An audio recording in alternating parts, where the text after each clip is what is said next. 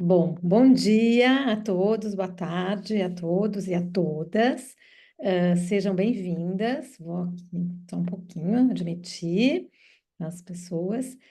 Obrigada pelo comprometimento de vocês, né, que se inscreveram então aqui com a gente, 9 horas da manhã, 8 em outros lugares, no sábado. Obrigada por estarem aqui.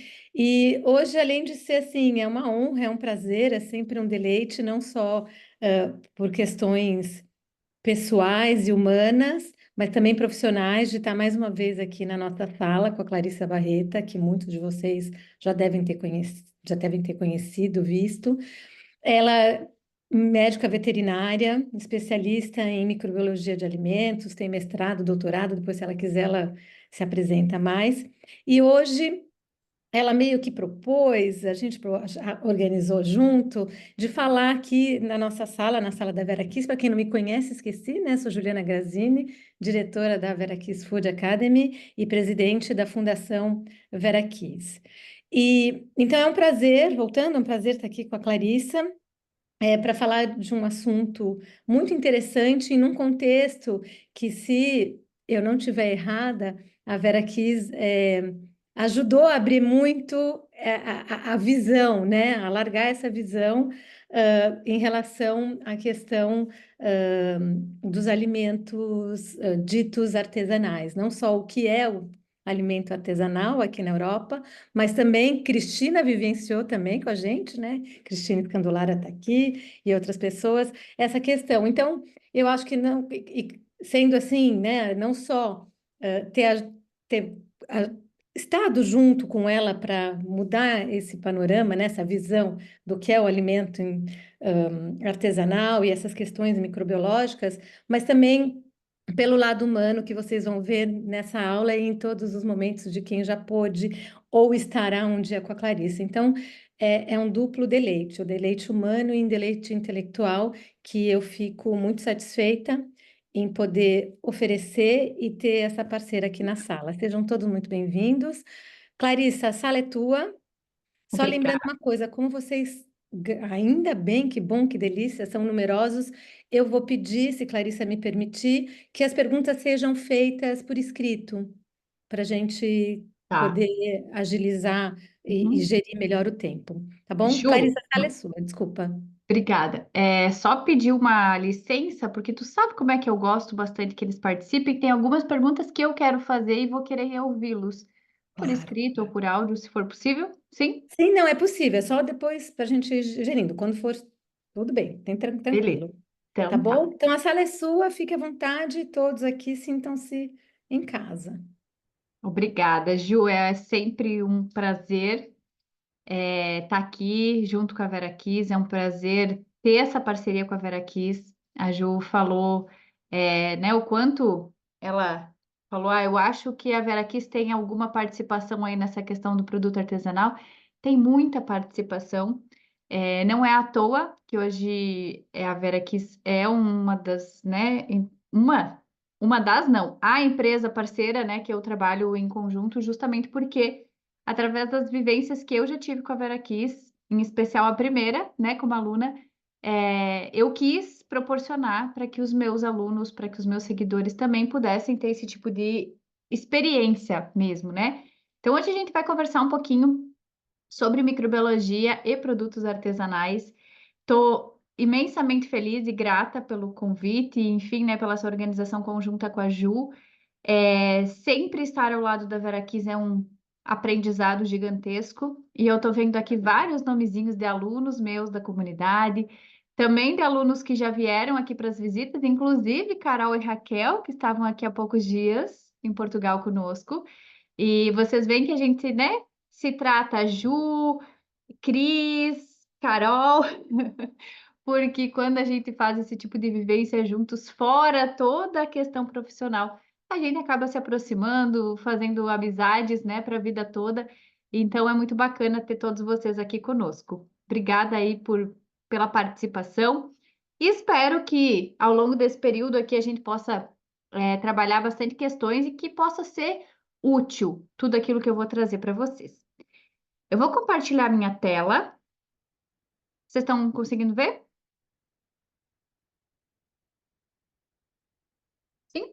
Sim, só não está em Sim. tela cheia ainda.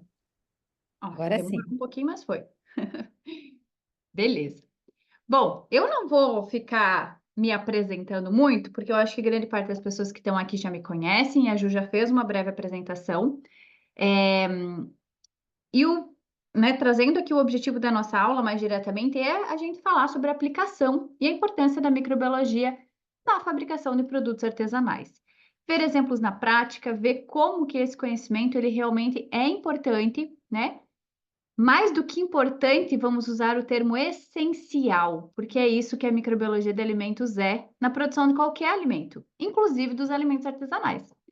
E apesar de eu não trazer de novo essa questão da minha formação, eu quero só compartilhar com vocês que eu fiz um caminho profissional, eu já trabalho com consultoria e responsabilidade técnica há, difícil contar agora, 14 anos pelo menos, eu acho.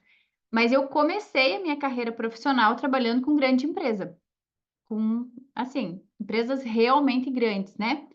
E hoje, o meu foco de trabalho nos últimos anos, né, principalmente dos 8 anos para cá, talvez mais até, foi e tem sido o pequeno e médio, mas principalmente o pequeno produtor de alimentos. Então, eu trabalho muito com o serviço de inspeção municipal, trabalho um pouco com o estadual e hoje pouquíssimo com o federal, porque eu trabalho com inspeção federal e também com produtos que não são de origem animal, são mais consultorias pontuais, algumas consultorias de contaminação, mas aqueles clientes mais fixos, vamos dizer assim, eles são, em grande maioria, clientes de produtos artesanais hoje, que fabricam produtos artesanais. Então, esse mundo, né, do produto artesanal é o meu mundo.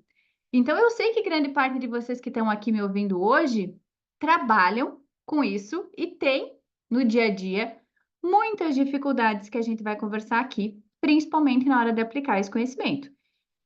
Sabemos muito bem que quando a gente fala em produto artesanal, a gente tem um primeiro grande, vamos chamar de empecilho, que muitas vezes é a primeira coisa que vem na nossa cabeça quando a gente fala de microbiologia de alimentos.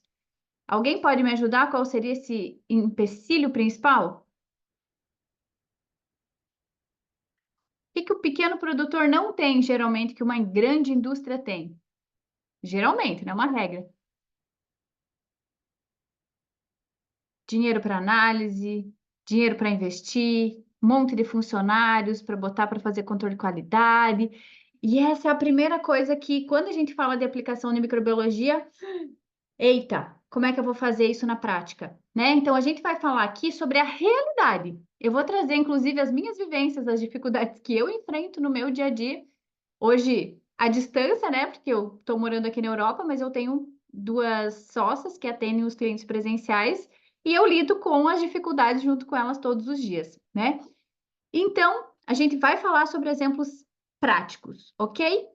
Mas antes da gente entrar diretamente para falar sobre alimentos artesanais, quero relembrar vocês o que é microbiologia de alimentos e o que não é microbiologia de alimentos, né?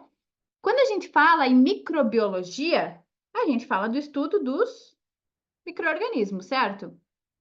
Então, aqui os meus ajudantes, né? Estou pagando hora extra para eles para trabalhar no sábado.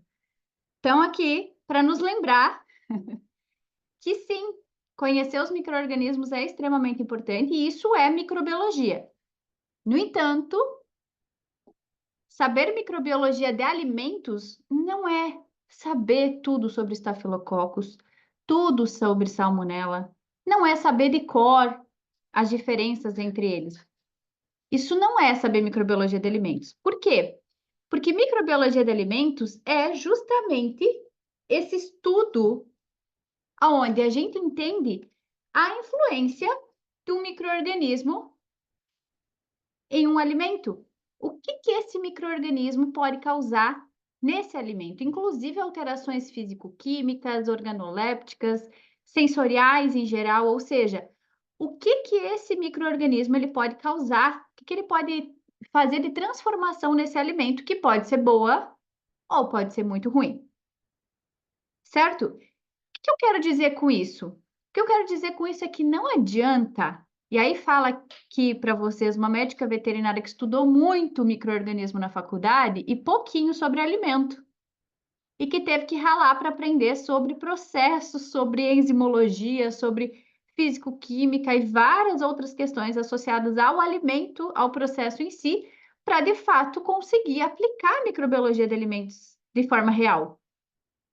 Então, a gente precisa entender que para eu aplicar o conhecimento da microbiologia de alimentos de fato, eu vou ter que olhar para os processos. Não me serve saber de cor tudo sobre os micro-organismos. Me vale muito mais eu saber de que forma este micro-organismo aqui, Clostridium botulinum, por exemplo, se comporta em anaerobiose. Será que nesse alimento aqui, que é uma sardinha em azeite, né, em lata, como que esse Clostridium, qual que é a capacidade de sobrevivência dele? Ele forma esporo, ele não forma esporo? Qual que é a temperatura que esse esporo morre? Quais são os controles que eu preciso ter, então, nesse alimento para, de fato, conseguir prevenir uma doença veiculada por alimento? Isso sim é aplicação, percebem? Não adianta eu ficar na decoreba. E por que eu falo isso? Porque eu sou professora também há, não sei mais datas, parei de contar, mas sei lá, 15 anos. E eu sou professora de universidade, de pós-graduação. E eu sei a dificuldade que é aprender e ensinar microbiologia de alimentos quando a gente está, né, se formando, fazendo graduação. Por quê? Porque muitas vezes lá na graduação a gente aprendeu microbiologia como? Decorando. E daí grande parte das pessoas falam o quê? Eu não gosto de microbiologia, é muito difícil microbiologia, eu não consigo entender. E uma das minhas missões é estar aqui justamente para desmistificar isso, para falar que quando a gente entende a aplicação da microbiologia de alimentos, ela se torna, arriscaria dizer, gostosa de aprender, tá? Bom, como eu falei, esses micro-organismos, eles podem causar alterações de diversos tipos, certo? Bom, não tenho aqui uma levedura para usar como exemplo, né? Mas, quando a gente fala em alterações de uma forma geral, a gente classifica essas alterações de forma global. A gente poderia fazer muitas aulas sobre esse assunto, mas de forma global, em alterações que são desejáveis, ou seja, que vão dar o cheiro característico, o sabor característico, como, por exemplo, de uma cervejinha. A cervejinha tem a sua característica que é dada justamente pelo processo fermentativo. Quer dizer, são alterações que eu quero naquele alimento. Já tem dois outros tipos de alterações que acontecem que são indesejáveis, que eu não desejo que tenha nesse alimento. Uma dessas alterações é as reações em geral de deterioração. O que é em português muito simples, né? Quando o alimento começa a estragar. Então, vocês veem esse morango ali com bolores? É um exemplo de um alimento que está em deterioração, ou seja, ele está com as suas características alteradas. E essa alteração foi causada por micro-organismos. Agora, muitas vezes, essa alteração vai ser visível a olho nu. Por exemplo, o morango. Eu olho para o morango e consigo ver que tem alteração. Mesmo que eu não tenha micro-organismo patogênico ali, esse alimento já está inseguro, percebe? Ao consumo, ele já não é um alimento que deve ser consumido. Mas, muitas vezes, para o consumidor que está olhando para esse produto, ali não mora um grande perigo, porque a tendência é que ele não consuma, percebe? Porque tem uma questão visual, tem uma questão de cheiro, né?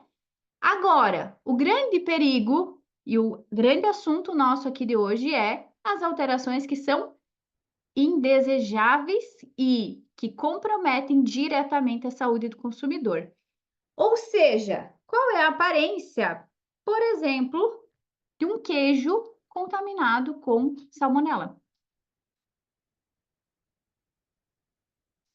Provavelmente esse queijo tem uma aparência deliciosa e, aliás, pode ser delicioso de consumir. Pode ter um cheiro, um sabor, enfim, a cor, tudo certinho. E ele tá cheio de salmonella enteritidis. E alguém pode consumir e morrer. E não tem nada alterando a característica visual desse produto. É aqui que mora o grande perigo para o consumidor. Por quê? Às vezes o consumidor, ele acredita que se ele cheirar o alimento, o cheiro estiver bom, perfeito. E aí, gente, mora a nossa responsabilidade. Porque eu acredito que quem acordou aqui no sábado pela manhã para me ouvir são pessoas que trabalham ou desejam trabalhar com a área de alimentos ou que se interessam muito por esse assunto, né? E quem trabalha ou quer trabalhar com a área de alimentos tem uma grande responsabilidade, que é poder fazer com que o consumidor se deleite consumindo seus produtos sem se preocupar com isso, porque tem alguém orientando a produção desses alimentos. E esse alguém somos nós, né? Bom, e aí, para a gente entender, eu costumo falar que a qualidade de um alimento e a segurança, obviamente, dele está intrinsecamente associada a quais micro-organismos estão presentes nesse alimento e em que quantidade. E aqui mora uma outra coisa que é, né, algo que as pessoas acreditam quando não tem muito conhecimento nessa área, que é imaginar que o alimento é estéril. Se falarmos aqui, né, de um alimento esterilizado comercialmente, sim, ok. Mas se a gente falar dessa pipoca aqui, ó, por exemplo, se a gente falar da carne, se a gente falar do leite, se a gente falar, enfim, se a gente falar de vários produtos, nós sabemos que quanto mais manipulado esse produto for, mais micro-organismos ele vai conter. E tá tudo certo. A grande questão é quais são esses micro-organismos, em que quantidade. Nós precisamos saber isso. Clarissa, mas até no produto artesanal? Sim, sim. Eu arriscaria dizer principalmente no produto artesanal. Por quê? O que que o produto artesanal não tem que o produto industrial costuma ter?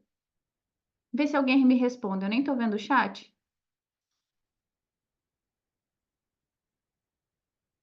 Peraí, eu estou cuidando aqui. Conservantes, talvez? Conservantes, excelente. Mas produto artesanal pode ter conservante? Pode. Pode ter processo de pasteurização? Depende, pode, depende. Depois eu vou entrar um pouquinho nessa questão da nomenclatura, do que seria um produto, por exemplo, considerado dentro do celular, que tem algumas diferenças, né? Mas tudo que vocês estão falando é sobre padronização, percebe?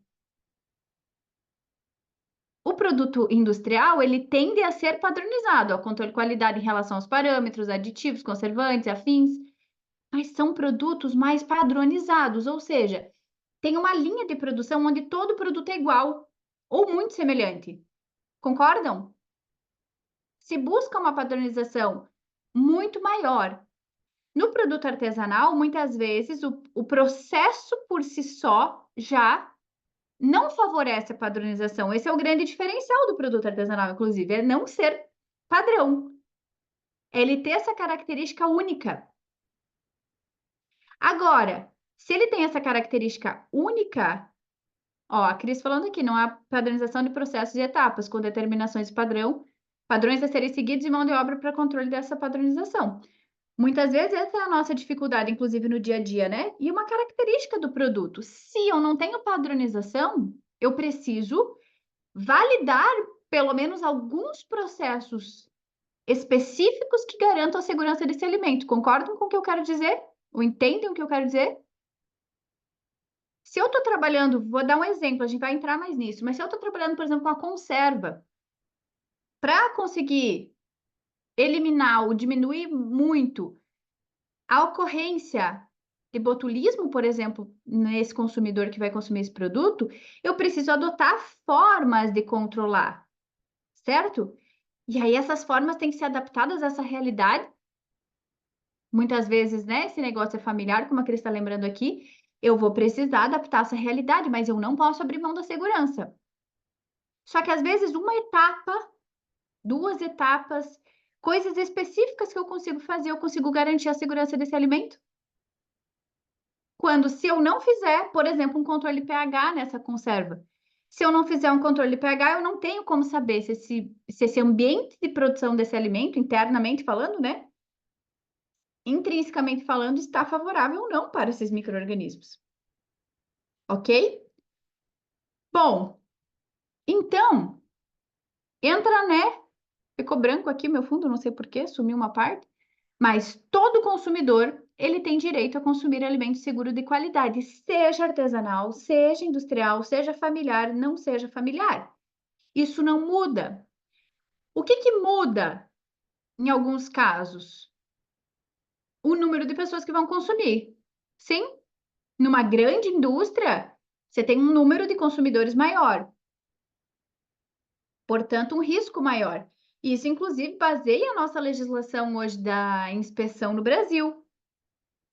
Ó, os veterinários aqui sabem bem do que eu estou falando, não só os veterinários, né? Mas os veterinários com certeza trabalham com isso no dia a dia, que é justamente a questão federal, estadual, municipal. Por que que o serviço de inspeção municipal só pode vender dentro do município?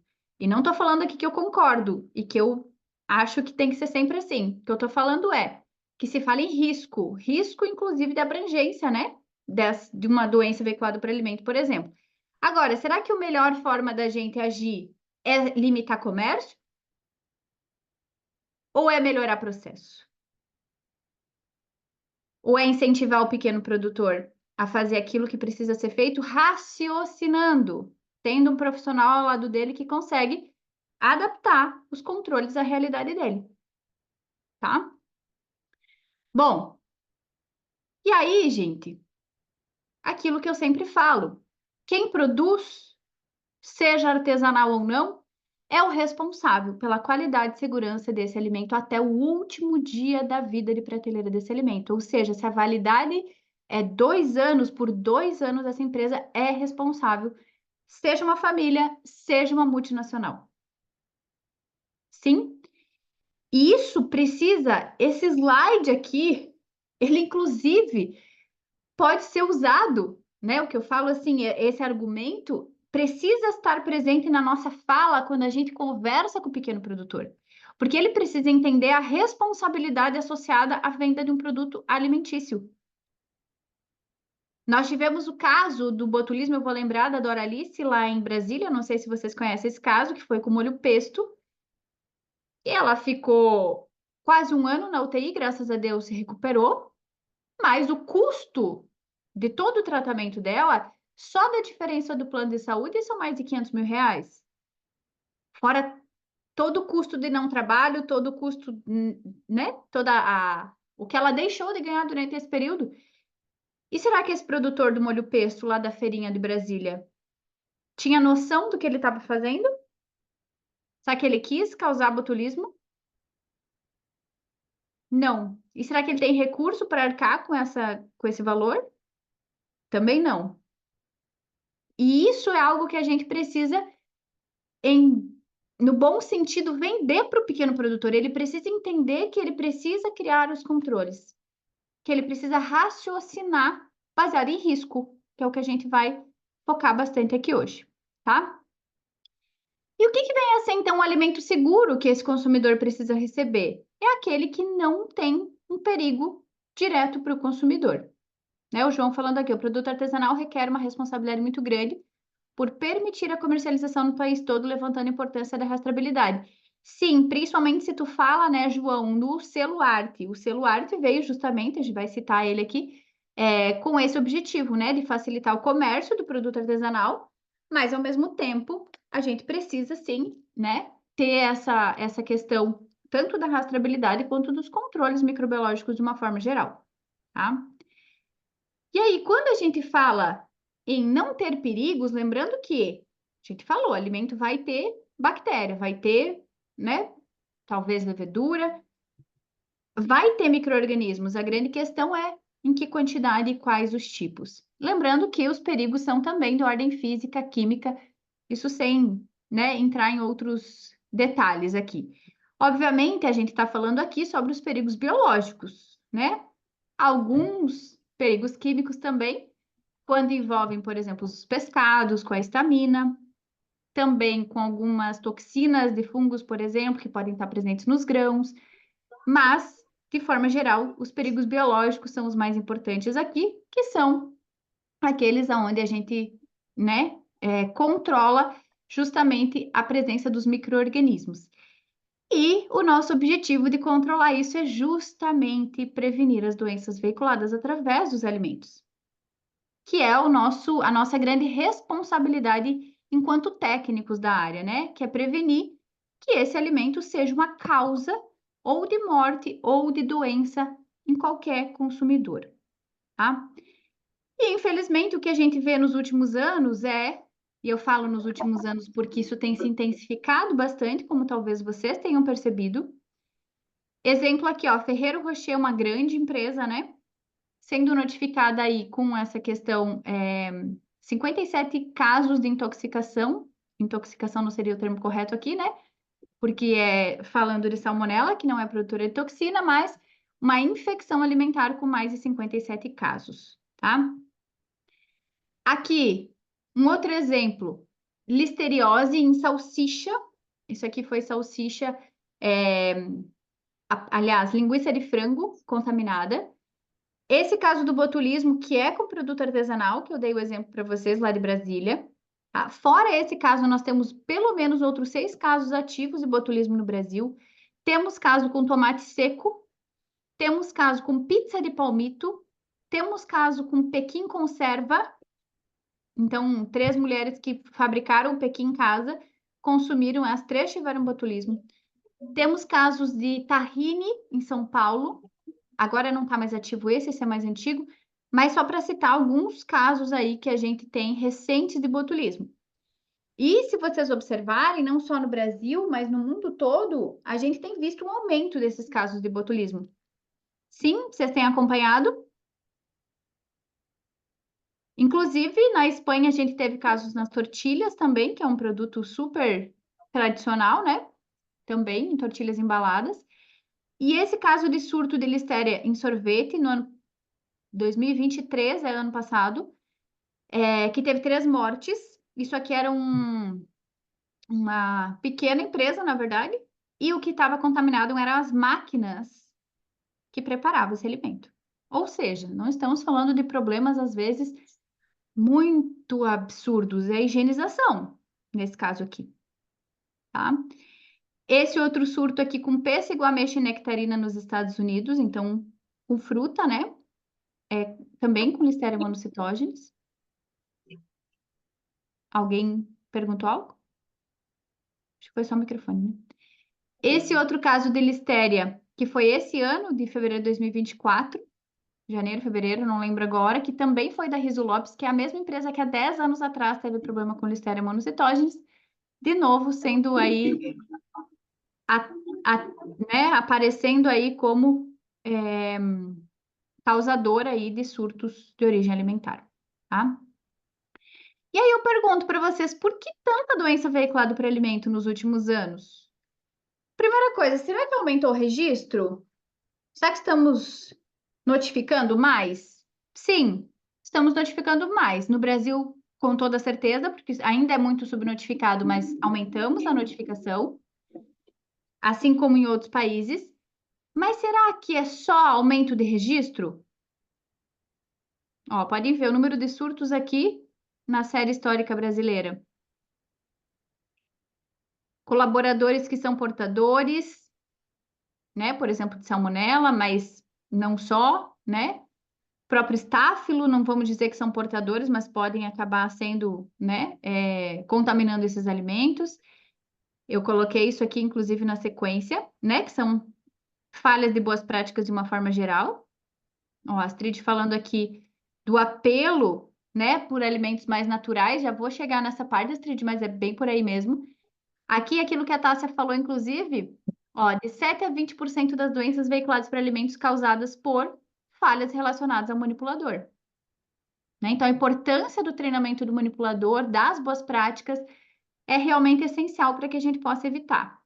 E aqui, como a Astrid trouxe, os hábitos alimentares. Então, primeira coisa, só para lembrar, 34% desse dado é desse último ano agora, tá? Acumulado. Ju, tu consegue fechar os microfones que tiver aberto, se aparece aqui, eu não consigo. Tem um, acho que é o da Luciana, tá aberto aqui, acho que tá dando interferência. Obrigada. Já cuido disso. A, a parte, então, dos locais onde os surtos acontecem, residência é o local mais frequente. E esse dado é brasileiro, mas nos dados de outros países, inclusive aqui da Europa também, a gente tem em média de 40 a 45% dos casos de surtos acontecendo nas residências. Isso diz o que para nós? Sabe o que o consumidor entende sobre segurança de alimentos? Não entende. Tem falhas também na hora de manipular esse alimento em casa. Às vezes ele pega aquela carne de aves, por exemplo, contaminada, e aí ele mistura na mesma tábua onde ele vai cortar a salada, ele mistura alimento cru com alimento cozido, faz um monte de contaminação cruzada e às vezes é ali que acontece a doença veiculada por alimento, tá? E aqui o ponto principal que eu quero chegar com essa conversa é, isso aqui é do Google, tá? Sacolão da roça, linguiças artesanais sem conservante e sabor tradicional. O que que eu quero com essa imagem? Quero falar que todo produto artesanal é ruim? Quero falar que o produto artesanal é um perigo? Bem pelo contrário. Fala aqui com vocês uma defensora do produto artesanal, mas do produto artesanal que não é clandestino em primeiro lugar, que produto artesanal e produto clandestino não são sinônimos. Segundo lugar, do produto artesanal feito com rigor técnico, com acompanhamento técnico. Essa é a tecla que eu sempre bato. Por quê? Somente um profissional com conhecimento de microbiologia de alimentos pode orientar, por exemplo, a retirada de conservantes ou a não utilização de conservantes. O que eu preciso fazer para poder vender uma linguiça artesanal sem conservante? Ó, aqui a Argimira falando, existem empresas que não têm noção sobre contaminação e estão vendendo, né? Mas o que eu preciso ter para poder não usar um conservante? Eu preciso ter outra forma. Os conservantes não são a única forma de eu conseguir prevenir a ocorrência de doença veiculada por alimento. Muito bom, João, mas eu preciso garantir que o processo é seguro. Eu preciso de algo, algumas etapas pelo menos, que me garantam que esse processo é seguro. E principalmente eu preciso validar isso.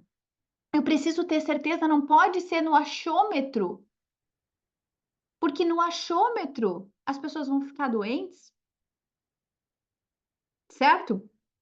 Então é justamente por isso que eu bato na tecla, e esse é o assunto principal nosso, que é entender por que que eu não posso não usar a microbiologia de alimentos para produzir um alimento seguro, seja ele artesanal ou industrial, mas em especial no produto artesanal.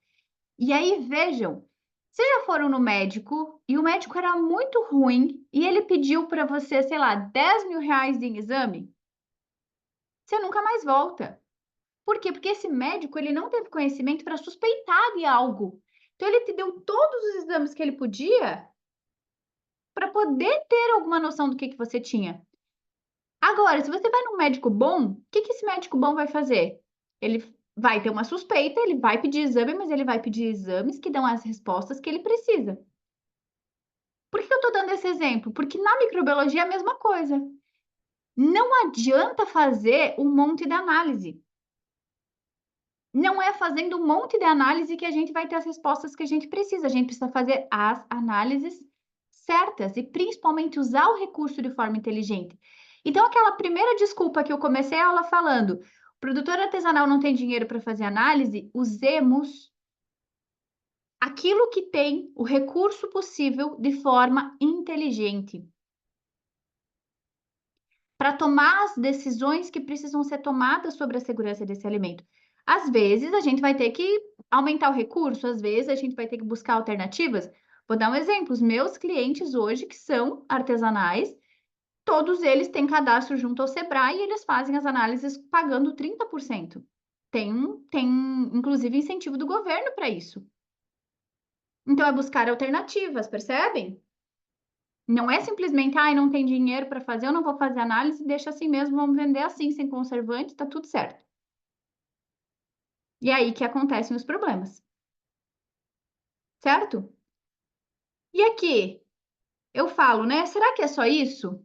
Vou aproveitar para deixar um tema de casa aí para vocês, que os meus alunos que estão aqui me ouvindo já fizeram, que é assistir o documentário da Netflix de Contaminação à Verdade sobre o que comemos. Por quê? Tem muito sensacionalismo, tem coisas que vocês podem, de repente, né, não usar, não trazer para como importante, mas tem algumas reflexões extremamente importantes.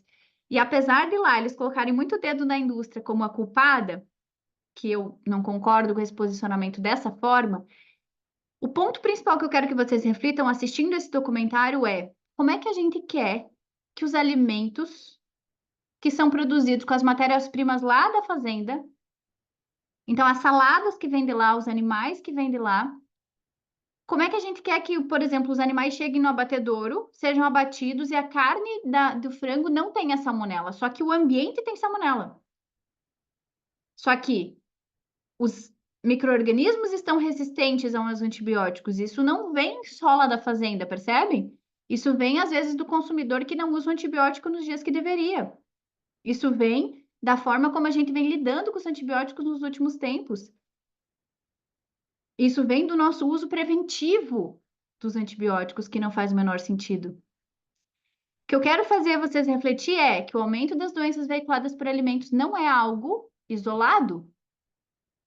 Nós vivemos num todo. E aqui eu coloquei no slide, né, a saúde única, que é o quê? Justamente essa ligação intrínseca entre a saúde das pessoas, animais e planetas. E aqui eu já trago um exemplo. Pois eu vou mostrar para vocês algumas fotos, mas inclusive a Crista, que está aqui nos ouvindo, participou da visita técnica lá na Itália.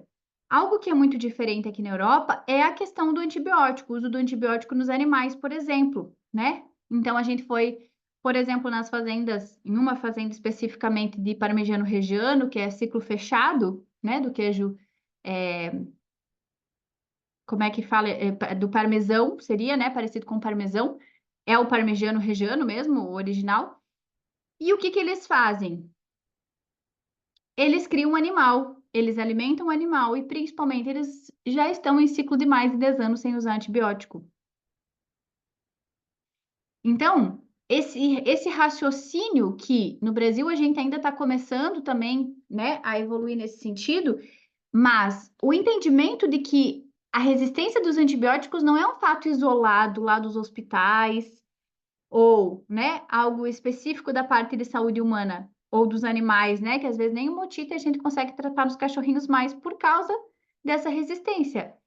Não, isso é algo que é conjunto, percebe? Não tem fora. Quando a gente trata um lote de aves, por exemplo, com antibióticos de forma preventiva, esse antibiótico ele não, a gente não corta um buraquinho no planeta Terra e coloca fora. Ele vai ficar circulando na água, na terra. Então, as doenças veiculadas por alimentos, elas não aumentam do nada, certo? E por que que eu estou falando isso? Quando a gente fala em produto artesanal, qual que é um dos princípios? Por exemplo, para o selo arte no Brasil, essa legislação relativamente nova de 2022, o que que o selo arte leva em conta? De onde vem a matéria-prima? Se não for ciclo fechado, ou seja, que o próprio produtor ele produza a matéria-prima, tem que ser, né, daquele ciclo, tem que ter toda essa questão histórica, mas em geral, se começou a pensar muito mais, e Minas é muito, né, acho que tem caminhado mais nesse sentido também, com essa questão do próprio produtor que produz lá o leite e fabrica o queijo, né? Então, aquele, ó, aqui, ó, batedouros próximos da mesma cidade, né, raio de 10 a 20 quilômetros exatamente, ou da própria propriedade, como a Kelly falou. E aqui, né, principalmente a Itália, tem muito esse conceito da sustentabilidade chamada quilômetro zero, que é a gente não circular muito com os alimentos, né? Nem com as matérias-primas, ingredientes, a gente buscar, inclusive por causa da pegada de carbono, que é a grande questão que vai diferenciar a produção de alimentos nos próximos anos. Então, a gente não pode não pensar nisso, né? E se a gente for pensar nessa questão da origem da matéria-prima, dentro de um ambiente, de um contexto ambiental de alta contaminação, será que a gente vai conseguir ter um produto bom, seguro no final? Seja artesanal ou não. Vocês entendem? Um produto que é esterilizado comercialmente, de repente eu consigo a segurança, mas qualidade. A segurança e a qualidade dos alimentos vai depender também da qualidade e segurança das matérias-primas, dos ingredientes, certo? Bom, dito isso, né? Será que sempre que, e aqui voltando um pouco para as doenças veiculadas por alimentos, será que sempre que eu tiver um alimento contaminado, um alimento artesanal, por exemplo, aqui, contaminado com bactéria, mesmo que seja um Clostridium botulinum, sempre as pessoas vão adoecer? Sim ou não? Se assim fosse, a humanidade já estava extinta. Graças a Deus, não. A gente tem três fatores que são importantes aqui a serem avaliados, né? Que é justamente o quê? Primeiro, quão virulento é esse agente? O que que é virulência? Tem a ver com a capacidade de causar morte ou casos graves, certo? Quanto mais virulento for esse agente, menor a quantidade que precisa ter dele e menos importância vai ter a condição do hospedeiro. Por exemplo, Clostridium botulinum é capaz de matar um adulto saudável com uma quantidade pequena de toxina, porque a toxina é extremamente virulenta, potente. Agora, se eu pegar, por exemplo, a toxina do Staphylococcus aureus, ela já não é tão potente quanto a do Clostridium botulinum. Então, a dose infectante, que é a quantidade que tem que ter para causar os sintomas, tem que ser maior. E as condições do hospedeiro vai ser mais importante. A gente teve um surto em 2007 no Brasil, por exemplo, com toxina de Staphylococcus aureus em uma cidade do interior de Minas Gerais, com consumo de almoço festivo da igreja. 14 pessoas, se eu não estou enganada, morreram, todas eram ou idosos ou crianças. Isso quer dizer o quê? Eram pessoas que tinham imunidade mais frágil. As crianças por não terem imunidade bem formada ainda, e os idosos por já não terem mais uma imunidade adequada. Certo? Então, a quantidade, o tipo do micro-organismo e a condição desse hospedeiro vão ser super importantes, né? E aí eu sempre falo, inclusive para meus clientes, para quem que a gente produz alimentos? A gente coloca no nosso rótulo, proibido idosos, crianças, gestantes, indivíduos imunossuprimidos. Não. Com raras exceções de produtos que a gente produz que tenham limitação, por exemplo, mel, tem lá uma limitação no rótulo, não pode ser consumido por crianças menores de 1 ano. Fora isso, ele pode ser consumido por qualquer pessoa, inclusive do grupo de risco. Então, a gente precisa produzir pensando nisso. E, de novo, será que essa pessoa do grupo de risco ou, né, qualquer indivíduo vai olhar para esse alimento e vai conseguir identificar se esse alimento está seguro ao consumo? Não vai. O que que nesse alimento que vocês estão vendo aqui na foto, produtos de origem animal, artesanais, o que que nesse produto esse consumidor tem que ser ensinado a olhar? A coisa mais importante. Os meus alunos aí têm que responder essa, hein? Vocês não me deixem sem essa resposta.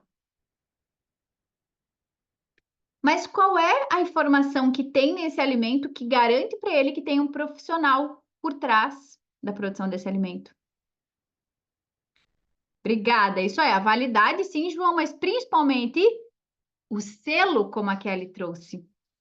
Por quê? O selo de inspeção é a prova para o produto de origem animal que esse produto não é clandestino, gente. Porque o que que eu posso esperar do produto clandestino? Qualquer coisa. O produto clandestino é aquele que está, né, à margem da fiscalização, que está à margem da legislação. Isso não é produto artesanal. Isso é produto clandestino.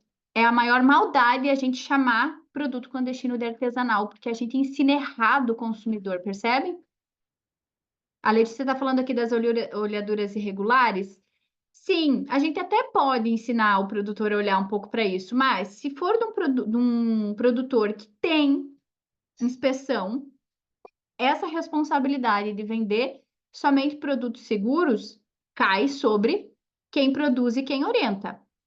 Claro que, num segundo momento, a gente pode e deve, né, ensinar esse consumidor a reconhecer. Mas isso não tira a responsabilidade de quem produz, percebe? Esse consumidor, ele precisa confiar nesse selo. E o que a gente escuta, inclusive em torneios, né? Em torneios não é a palavra, em concursos de queijo, que às vezes queijos clandestinos inscritos que ganham.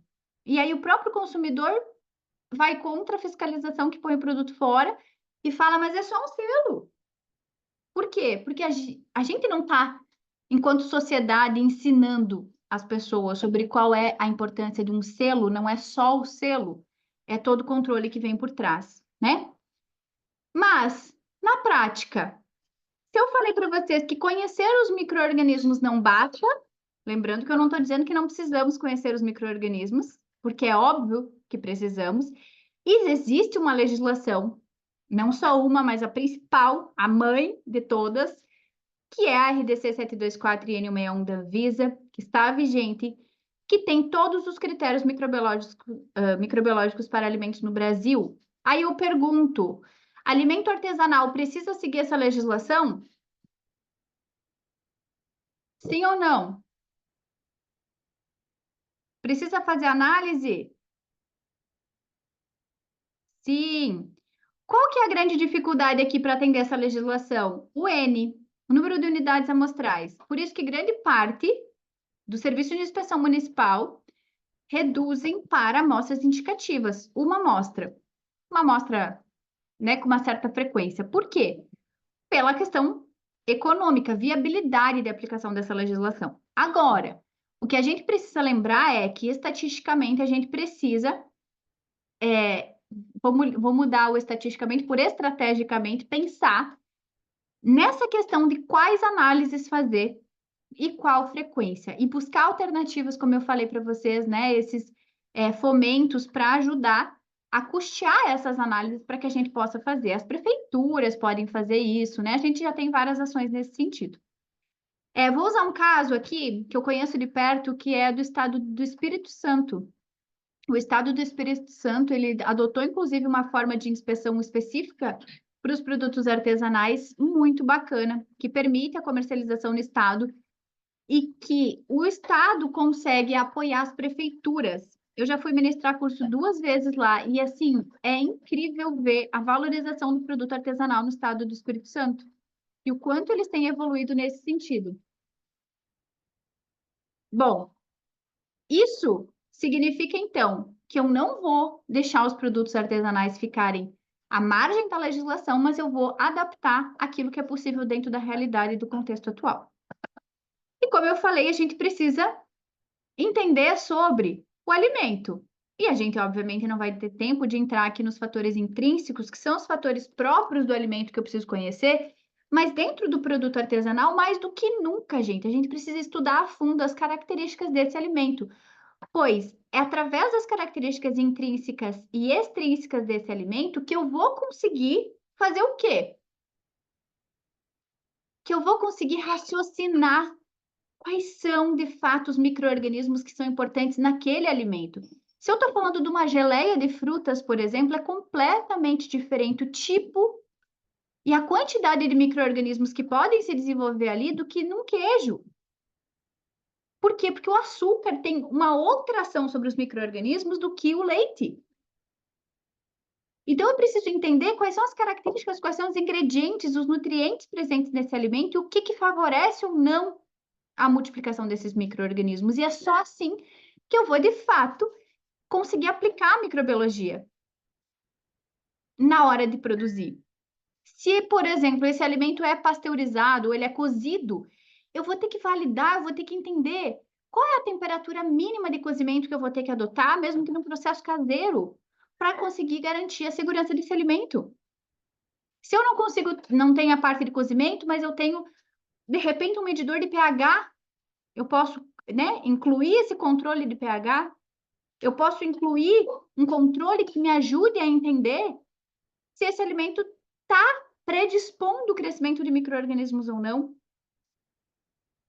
E aí, o que eu sempre falo, só um profissional com esse conhecimento aplicado é capaz de orientar a produção segura dos alimentos. E aqui eu trago para vocês a questão do selo arte, que a gente entrou aqui, lembrando que eu não estou falando só de selo arte, eu, por exemplo, tenho vários clientes que não possuem selo arte, mas produzem alimentos artesanais, produzem de forma artesanal.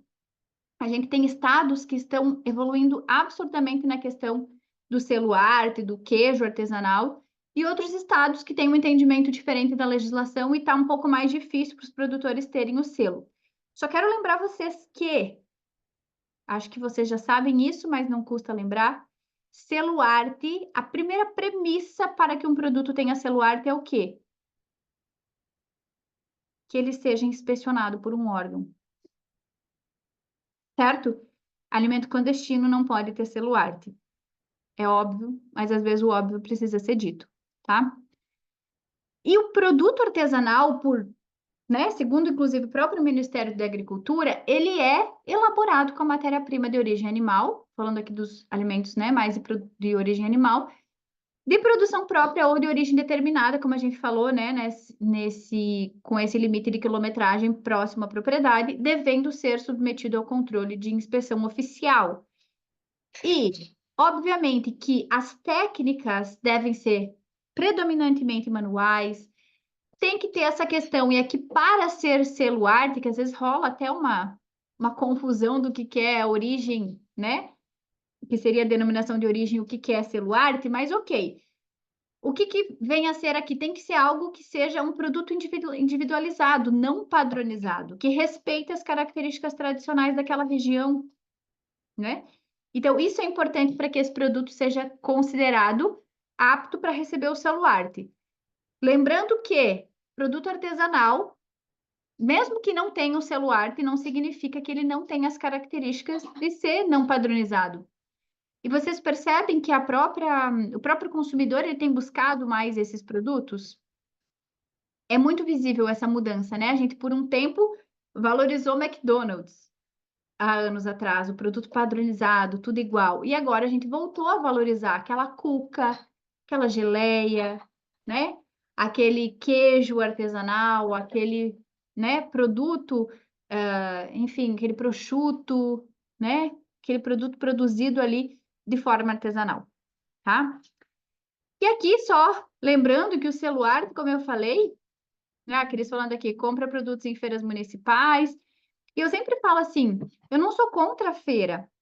A questão é, a feira precisa ser enquadrada. Essa feira precisa ter produtos que não sejam clandestinos. E de quem que vai ser esse papel? Produtos registrados e inspecionados, exato, né, Cris? E eu falo para vocês quantos clientes em potencial tem no produtor artesanal, gente. Se a gente souber trazer as coisas da forma correta. Mostrar para ele que não é um bicho de sete cabeças, porque muitas vezes ele pensa que é impossível na realidade dele, né? Então a gente está evoluindo, a gente está caminhando nesse sentido, inclusive com essa legislação super nova, né? Que começa a trazer um pouco de adaptação da legislação para o pequeno, né? Ó, aqui é a Cris falando que no município a vigilância sim visitam a feira, mas eu acho que não é só no teu município, não, Cris. Acho que isso rola nos pequenos municípios em geral, né?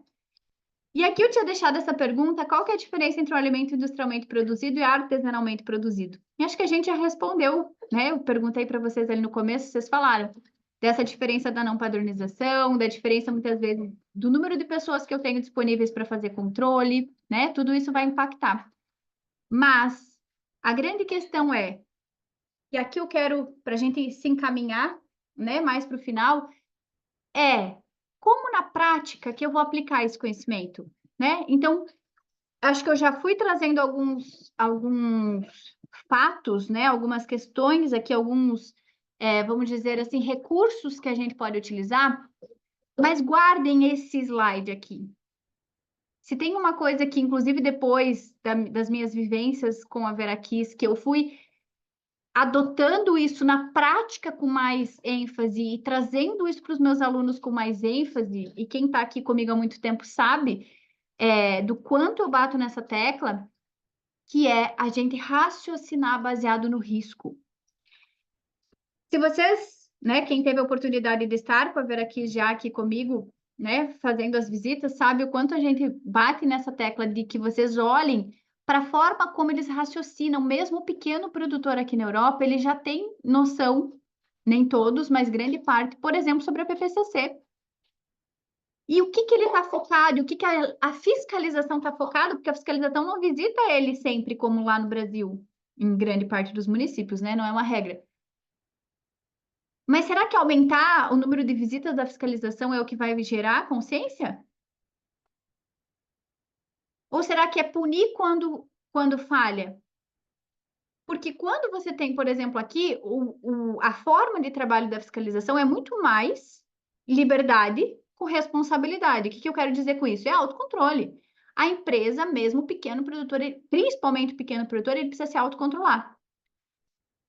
E, sinceramente, qual que é o foco deles? É resultado, produto final. Se o queijo que está sendo vendido é seguro ao consumo, está tudo certo. Se está usando toquinha, se está produzindo do jeito X, do jeito Y, se o controle de qualidade está executando, se não está.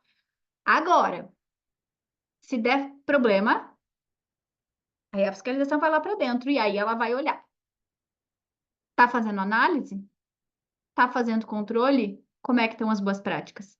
Então, não é que não precisa fazer, só que existe mais liberdade, e isso é a inspeção baseada em risco que a gente está cada dia mais trazendo para o Brasil, e que é o nosso futuro, gente. Então, assim, vocês que são profissionais que estão aí na prática, guardem isso. Não adianta a gente ficar rodando em círculo, ficar focado em coisas que não resolvem enquanto nós não temos processo de pasteurização funcionando. Ou enquanto a gente não mede um pH. Enquanto a gente está falhando e entregando produto com aeróbios mesófilos incontáveis. Eu preciso ser focado no risco. Isso é aplicar a microbiologia dentro dos produtos artesanais. Vocês entendem onde é que eu quero chegar? Me falem se vocês estão entendendo meu raciocínio aqui. Esse slide, eu costumo dizer que dá para resumir a vida da aplicação da microbiologia nesse slide. O que é esse slide? Teoria de obstáculos de Lannister. O que ele fala? A gente precisa criar como se fosse uma corrida de obstáculos para as bactérias, ou seja, eu crio muros, obstáculos durante a fabricação do alimento. Como que eu garanto o alimento seguro? Quanto mais eficientes obstáculos eu tiver, mais seguro esse produto é. Então, se eu quero tirar o conservante, ou se eu não quero usar o conservante, o que eu vou ter que fazer? Criar outros obstáculos. As práticas de higiene são um obstáculo. As condições de embalagem, os conservantes, atividade de água baixa, os valores de pH, tratamento térmico, exemplos aqui de obstáculos que podem ser criados naturalmente ou artificialmente, né, que podem já estar ali ou serem criados, para que a gente possa garantir a segurança desse alimento. E aí, gente, vamos lá, vamos chover no molhado, que a gente ainda tá ouvindo e falando, e não fazem 2 semanas que eu ouvi de uma colega profissional que a empresa é muito pequena para aplicar a PPCC. E desde quando a PPCC tem a ver com tamanho de empresa? Em grande parte dos restaurantes aqui na Europa, você vai lá, tá escrito a PPCC implantado. Tem o selo no restaurante. E que se a gente for olhar a legislação do Brasil, também deveria ter nos restaurantes. E agora, por que eu não posso ter PPCC no produto artesanal? Eu devo ter. O Pedro, que é nosso tutor lá do Porto, deu um exemplo que agora vou sempre repetir. Ele fala que as boas práticas são a parede de uma casa e o telhado é o APPCC. Se eu só me preocupar com a parede e começar a chover, vai chover dentro. Enquanto eu tiver aquele discurso que eu escuto com muita frequência, que as boas práticas ainda não estão redondas, aí eu não posso implementar a PPCC. Vai continuar chovendo dentro. Mas também não adianta eu cuidar só do PPCC e esquecer da parede, porque aí o telhado vai cair e vai matar todo mundo lá dentro. Mas as coisas têm que andar juntas. E falando assim um português muito simples, para não encher tanto a cabeça de vocês nesse sábado, que eu acho que já tá cheio de ideias aí. O que que é a BPCC? Resumindo muito, não vamos entrar aqui nos princípios. A BPCC, gente, é estudar os perigos e qual a probabilidade dos perigos acontecer. É risco. É o que eu falei até agora. Então, por que que a gente ainda acredita que um produtor artesanal não precisa ter a BPCC? Deveria ter todos. Devia ser básico, porque a nossa legislação ainda não pede dessa forma. A Cris falando aqui, inclusive certificações IFS em restaurante, exato. E aqui o pessoal do Porto, inclusive, tá aqui Carol e Raquel, que não me deixam mentir, quantas certificações IFS elas viram com características, inclusive estruturais, que não são perfeitas, mas que têm uma questão de risco estudada. Ó, o João falando aqui, a liberdade do produtor vem junto com a responsabilidade. Exato. E aqui, João, você tocou numa questão que a gente sempre vê nas visitas aqui, porque a gente conversa com os proprietários, o quanto a consciência deles já tem sido maior do que a gente vê. No Brasil, eu tenho produtores com muita consciência, mas eu tenho produtores com baixa consciência ainda. E a gente precisa aumentar essa consciência de quem produz o alimento, essa responsabilização. A Cris falando aqui, ó, gerenciamento do risco, avaliar as etapas e ter monitoramento do risco correto na etapa crucial. Exato, exato. Na norma IFS tem gerenciamento do risco. Então, gente, nós precisamos parar de fugir da BPCC e olhar, focar em risco. Aí, validar os processos. Ai, Clarissa, mas validação dos processos é muito cara. Quem disse? É o uso inteligente do recurso. Valida os processos térmicos, valida os processos, os obstáculos que você foi construindo ao longo do processo. Valida. O que que é validar? É comprovar, através de dados, que aquele processo, que aquela etapa realmente funciona, tá?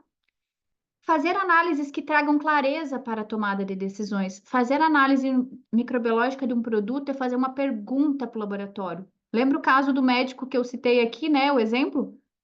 O médico que não tem suspeita nenhuma, que não sabe de nada, ele pede todas as análises. O profissional na área de alimentos também, ele vai querer fazer todas as análises porque ele não tem noção do que pedir. Não, ele vai seguir o mínimo que a legislação pede.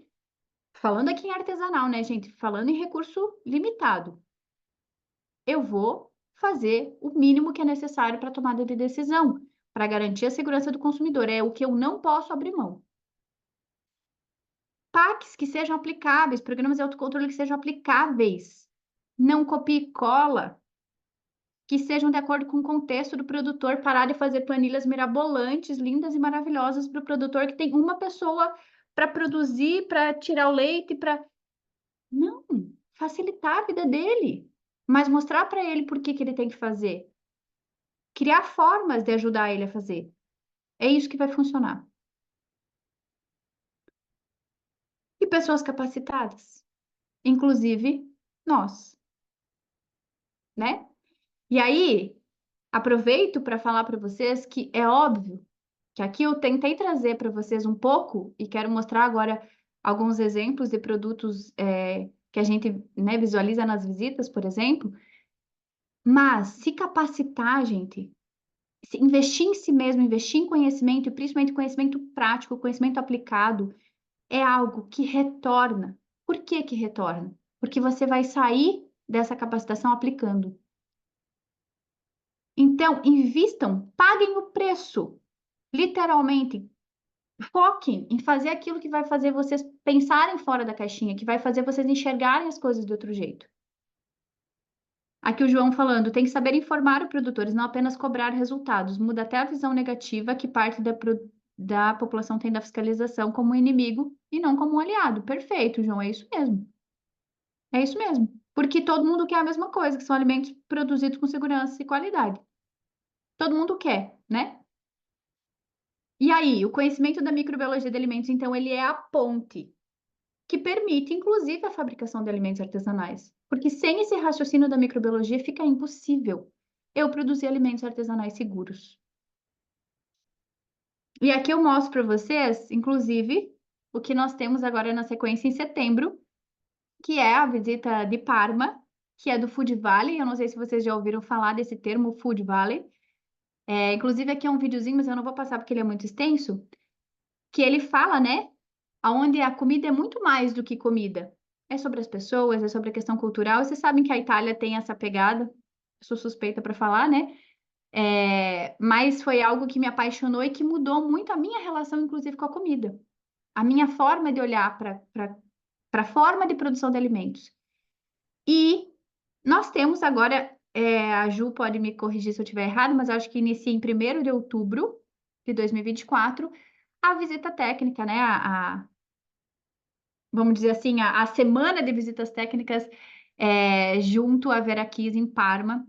E mais uma vez, né, eu vou estar ao lado da Juliana e da Chiara, que é a nossa tutora também lá da Itália, que é italiana, visitando o Food Valley. E o que que é o Food Valley? É justamente essa região, né? Vocês têm aquela parte do. Me ajuda, Ju, como é que é o nome do. Me faltou agora, daquela parte de tecnologia? Vale do Silício. Isso é. E é só fazer uma comparação. O Vale do Silício, que é o berço ali da tecnologia, e o Food Valley, em Parma, na Itália, justamente porque essa é a região mais conhecida do mundo como berço da produção de alimentos. Então, não é à toa que a gente tem visitas técnicas em Parma e região, e aqui eu coloquei para vocês, inclusive, aonde que acontece, né? Parma fica nessa região norte, que, aliás, grande parte de vocês que são descendentes de italianos, não sei se tem alguém aqui, metade de mim, a família do meu pai, é da região do Vêneto, que é próxima ali, né, que é a região de Pádua. Eu sei que a Cris também, a família dela é daquela região. Grande parte dos brasileiros, né, com origem italiana são da região norte, tá? E aí, nessa região, a gente acaba visitando várias cidadezinhas, né? E aqui, só para vocês verem, esse mapinha, ele mostra os principais produtos típicos dessa região. Então, por exemplo, o parmegiano reggiano, que é, né, o nosso parmesão, é produzido nessa região. Aqui nós temos também o aceto balsâmico, que, gente, não é um alimento, é uma experiência gastronômica, como eu costumo dizer. É incrível, maravilhoso, né? E vários outros produtos aqui, que prosciutto, crudo, enfim, né, que são produzidos aqui. E que a gente tem a oportunidade não só de conversar com os produtores e visitar as indústrias, mas também de provar os alimentos, de fazer uma imersão cultural, né? Porque eu acho que quem trabalha com produto artesanal e não consegue sentir a paixão de quem produz, não vai conseguir trabalhar do jeito certo. Vocês entendem o que eu quero dizer? A gente também precisa ser apaixonado pelo processo de fabricação do alimento para poder realmente entender o produtor, para a gente poder ajudar ele a fazer aquilo que precisa ser feito da melhor forma. Então, assim, essa foi a visita técnica que eu fiz em 2022, a minha primeira visita com a Vera Kiss, aonde eu costumo falar que era eu antes da visita e eu depois. E por que que eu falo isso? Porque a forma como eu, inclusive, passei a raciocinar a questão da aplicação da microbiologia foi muito fortalecida dentro dessa visita, né? É aqui o João falando, não é só comida, é a cultura, é a tradição, exato. E o italiano, ele tem muito para nos ensinar sobre isso. A Itália tem muito para nos ensinar sobre o dolce far niente, né? Que é essa coisa de, inclusive, ter tempo para se alimentar. Eles produzem com tempo, eles se alimentam com tempo. E isso para mim foi um divisor de águas, né? Não só a visita, eu fiquei numa imersão de 3 meses lá, mas assim, a visita, o que eu sempre falo para Ju, fiz várias experiências sozinha, mas o que eu vivi em 10 visitas com a Vera Kiss modificou a minha forma de enxergar. Ju, quer acrescentar alguma coisa? Depois eu só tenho algumas fotos ainda para mostrar para o pessoal. Tá, não, era só falar que então a data é de 29 de setembro a 5 de outubro, Outubro. que é realmente uma experiência, acho que ela é multissensorial, né? Porque ela é cognitiva, ela é intelectual, ela é emocional, ela é espiritual, e é muita coisa envolvendo. E só colocar assim, né, nesse conceito da Food Valley, tem o Silicon Valley, como você falou, da tecnologia, e na França tem, por exemplo, a Cosmetic Valley. Então, é uma maneira de focar áreas, né, que tem expertise, e essa, na Europa, não que nos outros países não tenham a sua expertise, mas essa é conhecida como a Food Valley. E o fato da gente fazer essa visita lá é realmente essa questão do alimento artesanal, a questão do patrimônio, a questão das denominações que vocês viram Uhum. lá, denominação de origem, IGP, quando você coloca aí a pera, frutas, né, indicação geográfica, e o fato de, não aí, não bem aí, um pouco mais para cima, né, em Turino, ter começado o movimento Slow Food. Então, Slow foi por food. aí que a gente fala de sustentabilidade, mas acho que essa sustentabilidade, como você falou, né, One Health, One Planet, tem muito a ver com essa questão da segurança, né, dos alimentos. E aliar a cultura, patrimônio, comer bem, gostar de comer.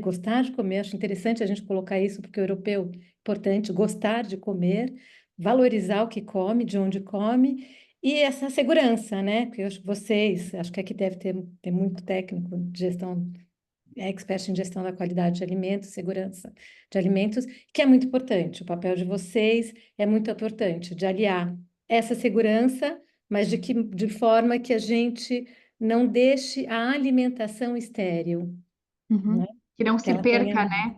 Esse prazer na alimentação, né? Isso mesmo. E assim, da minha parte, estão todos convidados com a segurança de que vocês vão ter uma tutora incrível, que já no terceiro ano vai conseguir, sempre consegue conduzir e dar essa visão, né, do que é feito, no Brasil, o que pode ser feito, e com muita experiência que a Clarissa faz. A companhia do Chiara. branco, estou vendo ela, não é Francesca, da Francesca, também tem uma Francesca, Ah, da Chiara, que é uma delícia. E assim, e o máximo que a gente pode fazer para vocês voltarem felizes e darem esse presente para vocês. Então, estou aqui à disposição. vou mostrar umas fotinhos para dar um gostinho. Eu já estava aqui olhando as fotinhos, já estava aqui, ai, meu É. Deus, contando os dias para ir. Aqui é de um apiário que a gente foi visitar no ano passado, né? Aqui, inclusive, né? Toda essa questão, esse produto artesanal, inclusive com a produção do mel no local, o beneficiamento, aqui a gente fez, inclusive, a análise sensorial do pólen e de alguns tipos de mel, né? Então, é o tipo de visita que a gente faz que é focado em entender a parte da produtiva, né? Muitas vezes a visita é acompanhada por alguém da qualidade, às vezes é com a própria família, dependendo do tipo da empresa. Aqui do prosciutto crudo, inclusive acompanhando a produção aqui dos animais, né? Então, criados soltos, essa questão do tipo do suíno, né? Que é utilizado no processo, eles mostram toda, né, esse circuito fechado, como eu falei, e aquela questão do quilômetro zero. Então, eles tentam circular o menos possível. E é óbvio que aí a microbiologista aqui nessa visita começa. Depois da visita, a gente discute os controles microbiológicos, né? Lá a gente pergunta várias coisas também, mas depois no off a gente discute também aí os pontos, né? Aqui faz uma degustação, é óbvio, dos produtos sempre, né? Aqui mostrando, esse aqui é um dos meus favoritos, que é a fazenda, o Caseificio, né? Que é de Parmigiano Reggiano, onde eles têm ciclo fechado. Esse aqui eu citei o exemplo, mais de 10 anos sem uso de antibióticos na propriedade. Os animais, você vê a sanidade é visível, inclusive, né, na qualidade física mesmo dos animais, né? Aqui eu não sei se vai dar para ver, eu coloquei um videozinho. Acho que não vai rodar, mas enfim. E veja, é um caseificio pequeno, super tradicional, dali daquela região, mas você vê, né, que no que eles investem na parte de equipamento, não trabalha com muitas pessoas, mas tem, né, uma forma de produzir bem interessante. Acabei não colocando a foto da parte favorita, que todo mundo ama, que é aquele monte de parmegiano reggiano, dá vontade de morar naquela sala, né? Mas, enfim, aqui o aceto balsâmico, gente, né? Surreal. Aqui, inclusive, é a filha do proprietário, né, que nos acompanha na visita, não lembro agora o nome dela, mas maravilhosa. E aí a gente tem a oportunidade de provar o produto também. Aqui está o grupo do ano passado, de outubro de 2023. Hum. Aqui para. Quer comentar, Ju? Não, eu tô aqui revivenciando, acho que a Cris também, né? A Cris estava É. conosco. Tá aqui ela, inclusive, ó. Tá aqui a Cris. É. E aqui eu tinha colocado um videozinho também. Ah, aqui tá passando, ó. Isso aqui é um moinho de farinha, bem antigo. Para vocês verem, né, que a gente visita realmente esses locais históricos. Então, assim, com alguns pontos, inclusive, para a gente discutir na questão de segurança. E a gente vive também a experiência, né, Ju? Aqui, ó, por exemplo, passeando pelos vales de vinhos lá na carroceria do, do carro, da caminhonete, e aqui um piqueniquezinho, porque aí, assim, como eu falei, né, é uma imersão cultural que a gente realiza também. Então, meu recado para a gente finalizar Ah, que é lindo. que eu queria deixar aqui para vocês, né? Eu costumo dizer que até os sonhos que tem no nosso coração foi Deus quem colocou. E para mim, ter essas experiências fora do Brasil era um grande sonho que por muito tempo eu tentei realizar sozinha, né? Vim para cá várias vezes sozinha, tentei visitar empresas, era época do Covid, não conseguia. E quando uma aluna, a Cláudia, uma aluna da comunidade, me indicou a Vera Kiss, e eu vim fazer o curso em Parma, eu já estava aqui, na verdade, quando eu fui fazer o curso, uma porta realmente se abriu para mim, né? No sentido de que ali eu falei, poxa, a Vera Kiss está me proporcionando essa experiência, é uma experiência que eu acho que todos os meus alunos que trabalham com a área ou que desejam trabalhar precisam ter. E desde então a gente se tornou amiga, parceira, Ju, uma pessoa que eu tenho muita gratidão, não só pela profissional incrível que ela é e as portas que ela me abriu, mas pela pessoa incrível que ela é, cada dia mais. Agora minha madrinha Hum.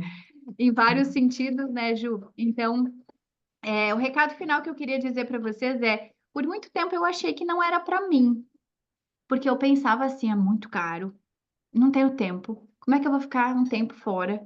Como é que eu vou deixar meus clientes?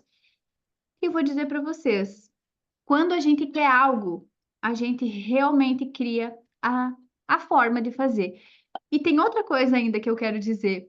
Eu achava que era muito caro, que era muito difícil, que não era para mim, mas eu nunca tinha perguntado o preço. Que louco, né? Ou seja, eu nunca tinha de fato parado para pensar se isso cabia na minha realidade ou não. E quando eu conversei com a Jo a primeira vez, eu lembro, já estava nesse processo, como eu falei, já tinha avançado um pouco nessa questão da minha crença, das minhas crenças de merecimento, do que era para mim e o que, que não era. Mas a forma como a Ju conduz o processo, inclusive, né?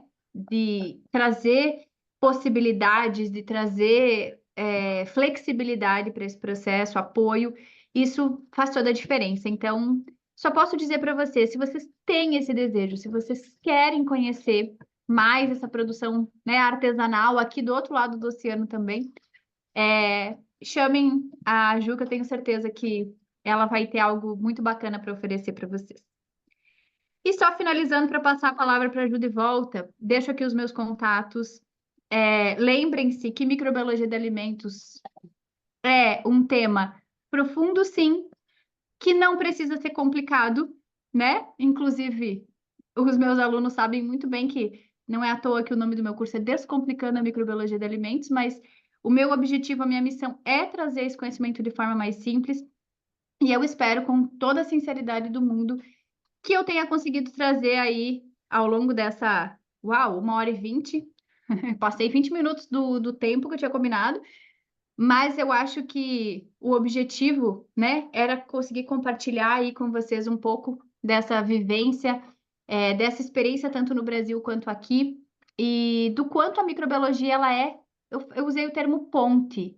Ela é a ponte, ela é o processo que é o que faz com que a gente possa produzir alimentos artesanais. Obrigada, Ju, mais uma vez. E aí, obrigada a todos também.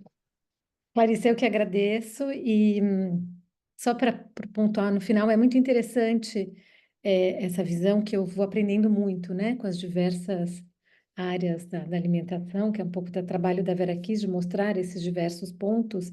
E o tão interessante que o quanto você deixa a alimentação, os processos de gestão inteligentes.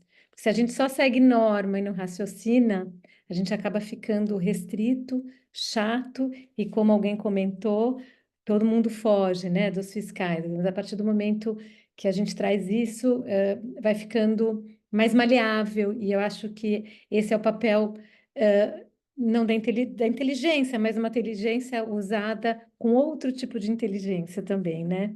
Então, assim, é muito gostoso, porque é isso, acho que de tudo a gente pode fazer, e já Pasteur, muito longe, já falava disso. Acho que o essencial é a gente pensar nesses bichinhos que estão ali dentro, que a gente não vê, mas que a gente pode trabalhar junto, conviver junto e ser humano junto com eles, né? Ser um animal como somos, como todos os outros, né?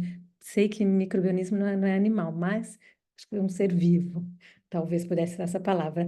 Agradeço, obrigada pelo seu tempo, obrigada por enriquecer a nossa sala e espero também ver vocês todos um dia aqui ou ali ou na nossa sala e que vocês continuem aí no caminho de vocês também. Obrigada, bom final de semana e bom almoço, bom café da manhã para vocês. Obrigada. Obrigada a todos, gente. Obrigada pelas mensagens que estão mandando aqui. Obrigada mais uma vez, Ju. Fica com Deus. Bom final de semana para todos. Tchau, tchau.